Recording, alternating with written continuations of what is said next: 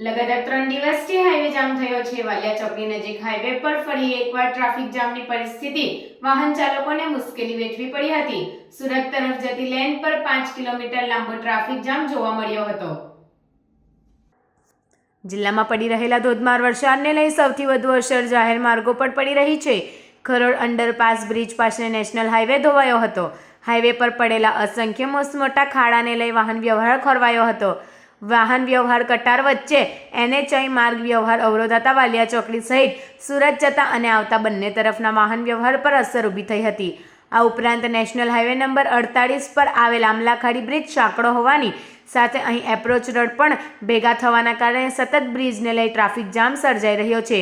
Highway authority દ્વારા bridge ઊભો કરવાની મંજૂરી મેળવી લીધી હોવા છતાં હજુ સુધી ભૂમિગત કામ કરવામાં આવ્યું નથી, જેને લઈ આમલાખાડી બ્રિજનો કોઈ પર્યાયી માર્ગ ન હોવાથી ટ્રાફિક સમસ્યાનું કેન્દ્ર બિંદુ બન્યો છે। વાહન વ્યવહાર ખોરવાતા ટ્રાન્સપોર્ટેશન વ્યવસ્થા ખોરંભે ચડી હતી। ખરોડ ચોકડીથી કેબલ બ્રિજના 35 કિલોમીટર માર્ગ પાસ કરવા માટે વાહન ચાલકોને 12 થી 15 કલાક લાગી રહ્યા છે। છેલ્લા 3 દિવસથી લગાતાર આ સ્થિતિનું નિર્માણને લઈ વાહન ચાલકો કફોડી હાલતમાં મુકાઈ ગયા છે, તો પોલીસ વિભાગ પણ ખડેપગે ટ્રાફિક નિયમન માટે હોવા છતાં ટ્રાફિક કંટ્રોલ કરવો મુશ્કેલ બની રહ્યો છે। હાઈવે ઓથોરિટી દ્વારા અહીં માર્ગ પર પડેલા ખાડા પૂરવા ઉપરાંત આમલાખાડી બ્રિજનો પર્યાય ઊભો કરવામાં આવે એ જરૂરી બન્યું છે।